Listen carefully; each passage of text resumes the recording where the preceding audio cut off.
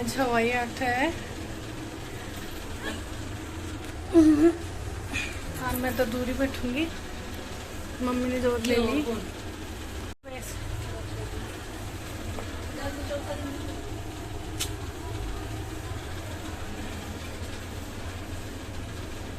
ये वाली साड़ी पहनी।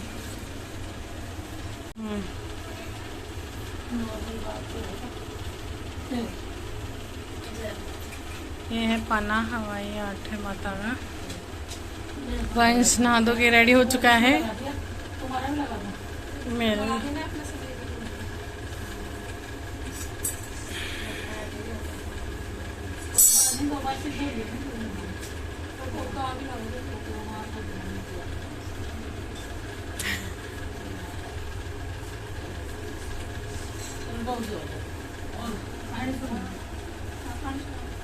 पंच को धोख दिला लो। अच्छा भाग जाएगा, कोई आएगा तो ले जाएगा उसको। मेरे आके तो आप ही ले लीजिए।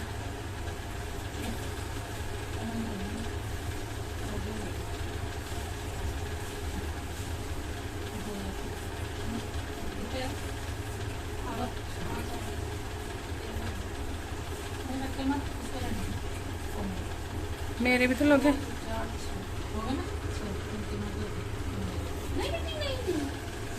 भाभी को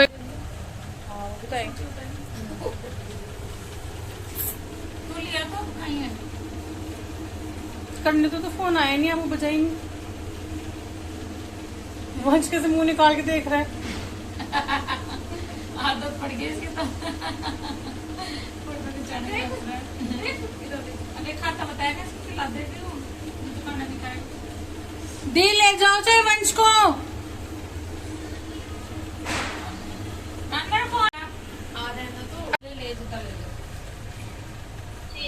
एक नगर में साहूकार रहता था, उसके साथ लड़के थे। एक दिन उसकी स्त्री खदाने में मिट्टी खोदने के लिए गई और जो ही उसने जाकर वहाँ कुदाली मारी तो ही से एक बच्चे कुदाल की चोट से सदा के लिए सो गए।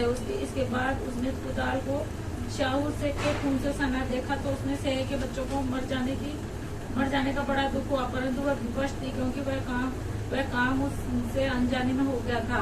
इसके बाद वह बिना मिट्टी लिए ही खेद करते हुए अपने घर आ गई और उधर जब वह सेह और पुरकाल में आई तो अपने बच्चों को मरा हुआ देखकर नाना प्रकार के विलाप करने लगी और ईश्वर से प्रार्थना की कि जिसने भी मेरे बच्चे को मारा है उसे भी इसी प्रकार का कष्ट होना चाहिए। तो प्रसाद से है कि श्राप से सेठानी के सातों लड़के एक ही साल में के अंदर समाप्त हो गए, अर्थात मर गए। इस प्रकार अपने बच्चों को असमय काल के मुंह से समाये जाने से सेठ सेठानी इतने दुखी हुए कि उन्होंने किसी तीर्थ पर जाकर अपने प्राण गंवा देने का उचित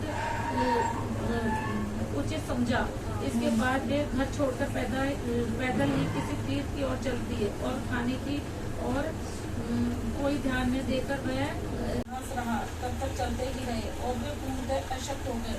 अंत में मूर्छित होकर गिर पड़े। उनकी दशा देखकर भगवान करुणा सागर ने उनको मृत्यु से बचाने के लिए उनके पापों का अंत किया और इसी अवसर में आकाशवाणी हुई कि सेठ सेठानी ने मिट्टी खोदते समय ध्यान न देकर सेठ के बच्चों को मार दिया। इसके कारण उन्हें अपने बच्चों को दुख देखना पड़ा।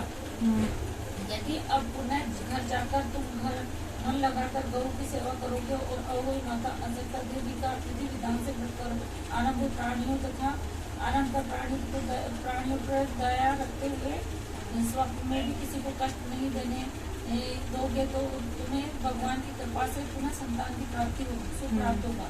इस प्रकार आकाशवाणी सुनकर से कुछ आशान्वित हो गए और भगवती देवी का स्मरण करते हुए घर को चले गए। इसके बाद श्रद्धा भक्ति से न केवल अहोई माता के व्रत अपितु गौ माता की सेवा करना भी आरम्भ कर दिया तथा जीवों पर दया भाव रखते हुए क्रोध और द्वेष से सर्वथा परित्याग कर दिया। और ऐसे करने से पश्चात भगवान की कृपा से वे सेठ सेठानी 7 पुत्रों वाले होकर अगणित पुत्र सहित संसार में नाना प्रकार के हिंसा मत करो। गौ माता की सेवा के साथ साथ अहोई माता अजंता देवी भगवती की पूजा करो। ऐसा करने पर अवश्य संतान के सुख के साथ साथ संपत्ति सुख प्राप्त होगा। बोल अहोई माता की जय। दूसरी कथा। एक साहूकार था जिसके 7 बेटे थे। 7 भगवती बेटी एक बेटी थी। दिवाली के पहले कार्तिक बती अष्टमी के 7 बहुएं अपनी इकलौती ननद के साथ जंगल में खदान में मिट्टी खोद रही थी। वही स्याऊ सेल की माँ थी। मिट्टी खोदते समय ननद के हाथ से सेल का बच्चा मर गया। स्याऊ माता बोली कि उसमें मैं तेरी कोख मांगूंगी। तब ननद अपनी सातों भाभियों से बोली कि तुम में से मेरे बदले कोई भी अपनी कोख बंधा लो। सब भाभियों ने उसकी कोख बंधवाने से इनकार कर दिया, परंतु छोटी भाभी सोचने लगी कि यदि मैं कोख नहीं बंधाऊंगी तो सासू जी नाराज होंगी। ऐसा विचार कर ननद के बदले में छोटी भाभी ने अपनी कोख बंधवाई। इसके बाद जब उससे जो लड़का होता वह 7 दिन बाद मर जाता। एक दिन उसने पंडित को बुलाकर पूछा कि मेरी संतान 7 दिन क्यों मर जाती है। तब पंडित ने कहा कि तुम सुराही गाय की पूजा करो। सुराही गाय शाऊ माता की भाई है, वह तेरी कोख छोड़ेगी, तब तेरा बच्चा जिएगा। इसके बाद से वह बहू प्रातःकाल उठकर चुपचाप सुराही गाय के नीचे सफाई आदि कर जाती। गौ माता बोली कि आजकल कोई मेरी सेवा कर रहा है तो आज देखूंगी। गौ माता खूब तड़के उठी, क्या देखती है कि एक साहूकार के बेटे की बहू उसके नीचे सफाई आदि कर रही है। वो माता उससे बोली क्या मांगती है। तब साहूकार की बहू बोली कि साहू माता तुम्हारी भाईली है, उसने मेरी कोख बांध रखी है, सो मेरी कोख खुलवा दो। गौ माता ने कहा अच्छा। अब तो गौ माता समुद्र पार करके भाईली के पास उसको लेकर चली। रास्ते में कड़ी धूप थी, सो ये दोनों एक पेड़ के नीचे बैठ गई। थोड़ी देर में एक सांप आया और उसकी पेड़ के गरुड़ पंखनी पक्षी का बच्चा था। उसने दसने लगा कि साहूकार की बहू ने सांप मारकर ढाल के नीचे दबा दिया और बच्चों को बचा लिया। थोड़ी देर में गरुड़ पंखनी आई और वह खून पड़ा देखकर साहूकार की बहू को चोट मार लिया। और साहूकार ने बोली कि मैंने तेरे बच्चों को नहीं मारा, बल्कि सांप तेरे बच्चों को डसने आया था। मैंने तो उससे तेरे बच्चों की रक्षा की है। यह सुनकर गरुड़ पंखनी बोली कि माँ तू क्या मांगती है। वह बोली 7 समुद्र पार शाहू माता रहती है, हमें तू उसके पास पहुंचा दे। तब गरुड़ पंखनी ने दोनों को अपनी पीठ पर बैठाकर शाहू माता के पास पहुंचा दिया। शाहू माता उन्हें देखकर बोली कि आप मैं बहुत दिनों से आई है। फिर कहने लगी कि बहन मेरे सिर में जू पड़ गई है। तब सुरही के कहने पर साहूकार की बहू ने सलाई से उसकी जू निकाल दी। इस प्रकार शाहू माता प्रसन्न होकर बोली तूने मेरे सिर में बहुत सलाई घेरी है, इसलिए तेरे 7 बेटे और 7 बहू होंगे। वह बोली मेरे तो एक भी बेटा नहीं है, 7 बेटे 500 होंगे। शाहूकार की बहू बोली मेरी कोख तो तुम्हारे यहाँ बंद पड़ी है।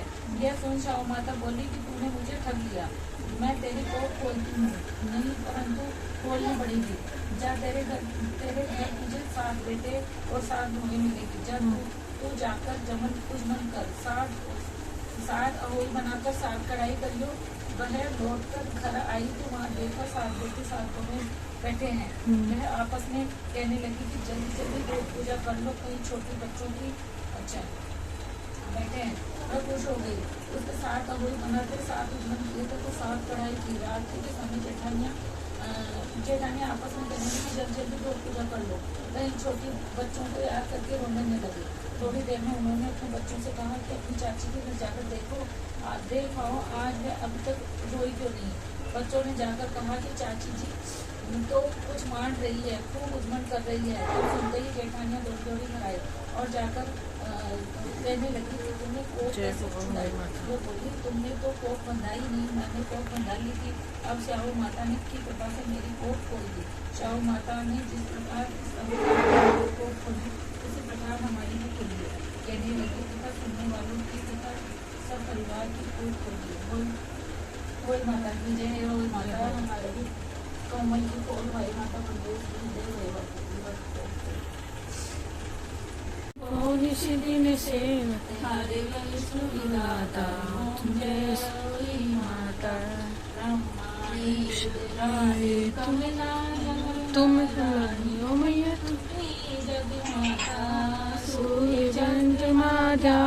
सूर्य चंद्रमा ध्यावत नारद ऋषि गाता जय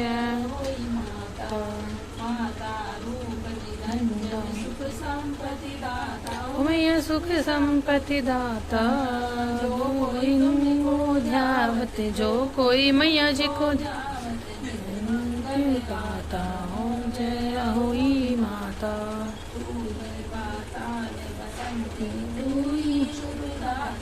या तू ही शुभ दाता कर्म प्रभाव प्रकाशक जगत से दाता। ओम जय हो माता जिस घर थारो बासो गुणियाता मैया बाई गुणियाता कर न सके सोई कर ले मन ही मन नहीं धड़काता। ओम जय हुई माता तुम बिन सुख न होवे तू न होई माता में पान का वैभव पान पान का वैभव तुम बिन रस जाता।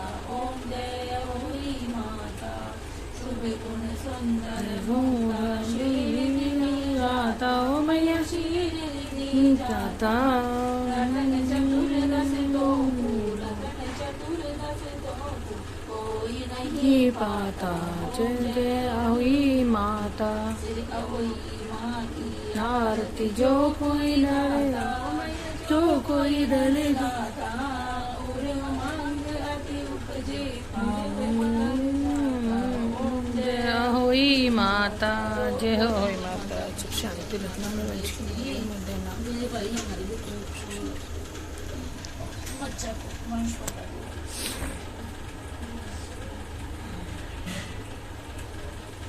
हाँ चली डॉग बाहर से बाता से कितने मेरे को भाई परमेश्वरी मेरी चोली भर लिए जाओ और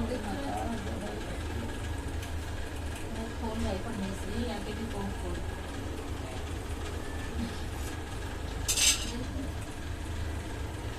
देखी पाना मंगवा ली थी क्या वो भोग लगवा दी लगा दी भोग हाँ ठीक पानी पिला दे और अर्घ दे दे सूर्य देव भगवान गणेश जी अर्घ दे दे ना गणेश जी की और खा दो हाँ हाँ विदाई जी रखा चाहिए मद्राम परसों के जावन जाए बटे लड्डू का कब से खाए बड़ोदरा से लाइव भाभी खाने सुन रही है क्या हो गणेश जी महाराज की जय हो।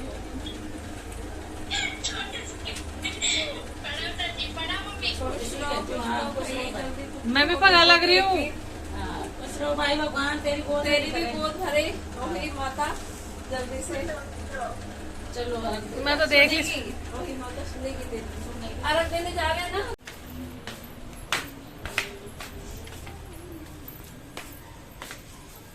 जल्दी खाने की खाने की पट पट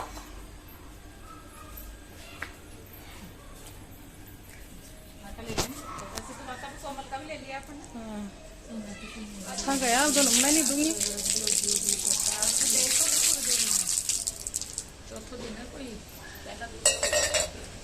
पाप लगे जितना पुण्य नहीं मिले उतना पाप मिले क्या मतलब आ जाओ जय हो माता की जय हो